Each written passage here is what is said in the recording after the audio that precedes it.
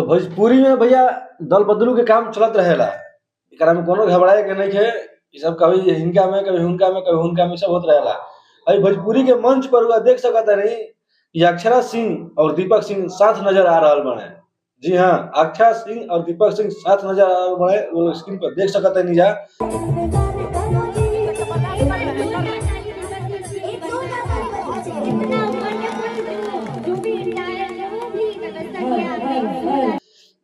और दीपक सिंह एगो जमाना में पवन सिंह के एक जिस्म दो जान रहन जाई लोग, और पवन सिंह के मैनेजर रहे और एक जिस्म दो जान समझते जरूर लोग नु। खुद पवन सिंह जी अपना मुंह से ही बात कहता रहला।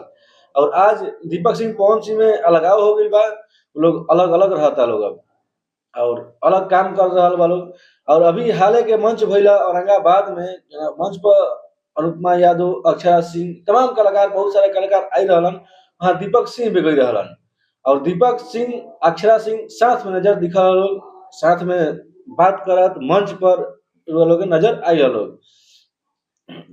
का हो सकता है बता सकते जा कि जब दीपक सिंह पवन सिंह के साथ रहलन तो आरोप लगावल जाते रहे भैया पवन सिंह के टीम के लोग खराब बा, हई बा, हऊ बा, फलान चिलान। आज दीपक सिंह सही हो गिलन, आज दीपक सिंह सही हो गिलन और पवन सिंह खराब बढ़े। तो भैया जे गलत करा था और गलत के विरोध करी जाए और हटाई जाए। कहेंगे दीपक सिंह एक बहुत बढ़िया इंसान बने और बहुत अच्छा इंसान जरा कह सकते उतना का पढ़ाई कमे बा, बहुत अच्छा इंसान बने। और पवन सिंह भी अपनी जगह पर सही बने, अक्षरा से भी सही बड़ी। लेकिन जब सही सब कोई बा तो फिर ये आरोप काहे लागेला उनका बार बार।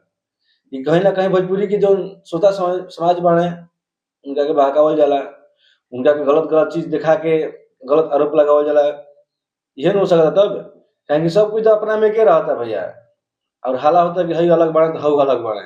पवन सिंह के हर एक मंच पे दीपक सिंह पहले साथ नजर आवत रहला और अब दीपक सिंह साथ नजर नहीं खाना आवत। अब अक्षरा सिंह के मंच पे दीपक सिंह साथ नजर आ रहा बने। का बात सच्चाई का कहीं ना कहीं अक्षरा सिंह के साथ ना नाम नहीं किया अब अक्षरा सिंह के साथ तो ना रहे दीपक सिंह। का बात सच्चाई क्या ना लोग कमेंट करके बताई जाए और लोग कमेंट आई लोग पूछम जाए मुद्दा पर तो फिर हम अगला वीडियो लेके आए लोग खातिर अगला वीडियो देखम जा। और ये चीज स्क्रीन पर देख सकत नहीं कि कैसे दीपक सिंह और अक्षरा सिंह साथ नजर आ रहा बा। अब कुछ दिन पहले ये दीपक सिंह पवन से साथ नजर आता रहा लोग।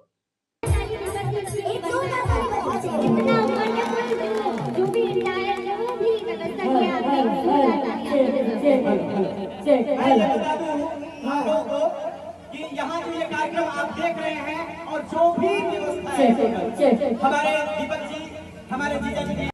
तो खैर अब दीपक सिंह पवन सिंह एक हुई है कि ना हुई है और शायद अक्षरा और दीपक सिंह एक हुई है ये देख सकते हैं लोग और कमेंट करके बताएं जाए क्या बाका ना।